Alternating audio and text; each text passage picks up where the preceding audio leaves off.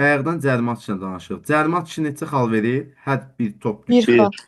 Cərimə atışı bir xal. Sıfır. Buraya yazıram. C, A, sıx bir xal. Hmm. Aha, bu bir xaldır. Qövsün daxilindən top atanda, Xal. Bir. Xal. aha, bax, buraya yazıram. Qövs daxili. Qövsdür. 2 xal. Aha, bu da öz yerində. Biraz da böyüdək. Yaxşı, qövsün xaricindən atanda Üç. 3. 3 3 xal. xal. Ümumiyyətlə, əgər top ümumiyyətlə səbətə düşməyibsə, niyə xal verirsin? Təbii ki, biz top səbətdən keçibsə, onu nəzərdə tut. Qövsün xarici 3 3 xal. xal. Əla.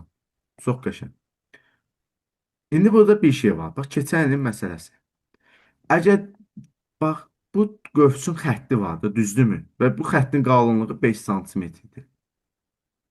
Bu qövsün xəttindən topu səbətə atırıqsa, Çıxa. İki xal verilir. 2 xaldır. Yəni, qövsün xəttinin üzü də, üstü də onun daxili gedir. Xarici isə odur ki, tutaq ki, mən buradan atıram, bax, buradan atıram, buradan atıram, buradan topu səbətə atıram, buradan atıram, buradan atıram, nə bilim deyə, buradan atıram. Neçə xaldır? Üç. 3. 3 xaldır bunlar. Hamısı 3. qövsdən xarici.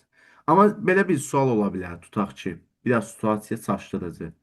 Deyə bilər ki, basketbolda bir komandanın oyuncusu, məndə sınavda olmalıdır, baxarsınız, diqqətli olun. Bir basketbolda, bu da kişilərdir dedik, bu da qadınlardır. Basketbolda bir komandanın oyuncusu, məsələn A komandası və yaxud kişilərin komandasının oyuncusu öz 6.75 qövsün daxilindən topu rəqibin səbətinə atarsa neçə xal verirlər? 3 xaldır, 3 xal. 3 xal. Üç. Yəni öz qövsünün daxilindən sözü sizi çaşdırmasın. Qövsün daxili sözü çaşdırmasın. Öz qövsün daxili gör hardan hara atırsan. Niyə sən 2 xal versin? 3 xal verir. Amma desək ki, rəqibin qövsünün daxilindən 2 xaldır. 2 xal. Xal. Aydındır. Sual var.